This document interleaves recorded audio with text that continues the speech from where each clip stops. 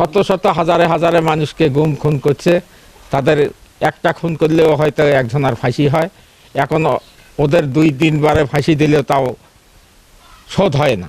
ভারত থেকে নিয়ে এসে তাদের দূরত্ব ফাঁসি দিয়ে বাংলার মাটিতে ঝুলে, সেটা যেন জনগণ জানতে পায়, শুনতে পায়, শুনে জনগণ খুশি হবে, আমিও খুশি হব। আমার ছেলে উঠতে পারে নাই, চলে নাই, আমার ছেলে করতে করছে।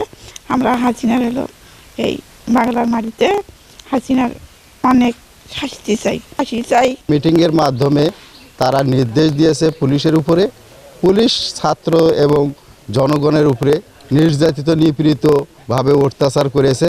সেই নির্যাতনকে কেন্দ্র করে আমরা যে ট্রাইব্যুনালে যে বিচারের রায় হওয়ার কথা, আমরা আমাদের চাওয়া সেই বিচারে দেশ এবং দেশের বাহিরে তারা যেখানেই থাকুক তাদেরকে বাংলার মাটিতে নিয়ে এসে তাদের উপযুক্ত শাস্তি, তাদেরকে ফাঁসি কার্যক্রম করা, এটাই আমাদের চাওয়া আমাদের পরিবার। শুধু তার রায় আজকে ঘোষণা করলে হবে না, তাকে দেশের মাটিতে এনে তার এই অপকর্মের বিচার এই বাংলার জমিনে কার্যকর করতে হবে।